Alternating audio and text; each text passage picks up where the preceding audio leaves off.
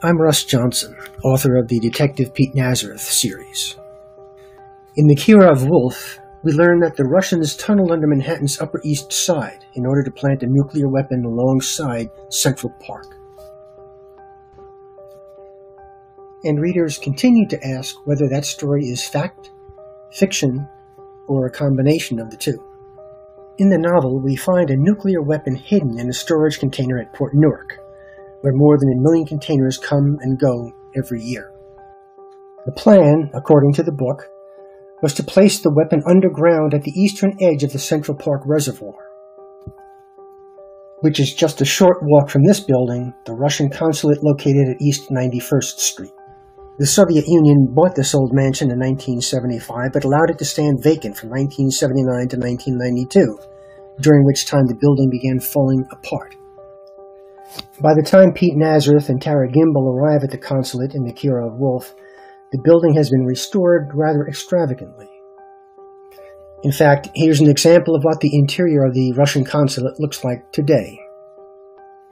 Now, the place was restored over a 2-year period by teams of Russian craftsmen who lived in the building. This is fact.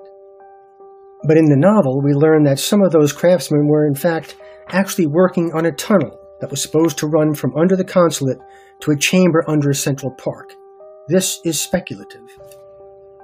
But the speculation is fueled by the incredible complexity of Manhattan's subterranean structures, abandoned subway stations and tunnels, forgotten chambers deep under the city's streets, massive sewage and water tunnels, some nearly 1,000 feet beneath ground level, and long-forgotten places like this tunnel that was built in the 1920s to move cows, yes, cows, under the streets of Midtown Manhattan. And, of course, a network of utility systems so vast it defies description. In this image, you see the Russian consulate at the right of the map, just up the street from the Central Park Reservoir. In my novel, The Kirov Wolf, the Russians began building a passageway, much like the one shown here.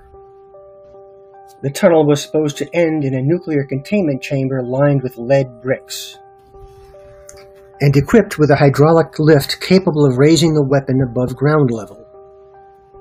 So, the question is, why would the Russians have bothered doing this?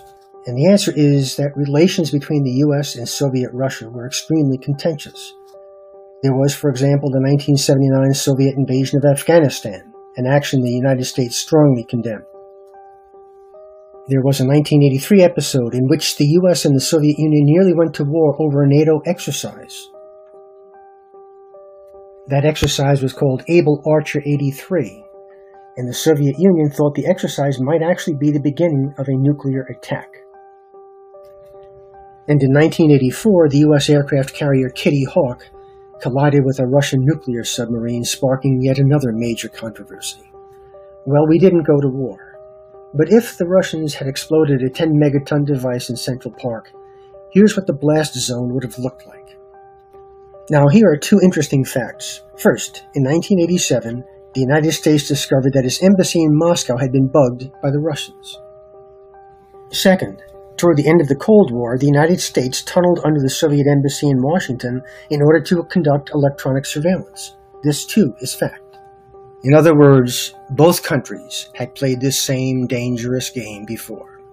So, now, the question is, could the tunnel have been built? Yes, of course, quite easily. Did the Soviet Union have a motive for building it? Of course, it did. And finally, was it built? For that, you have to read the book.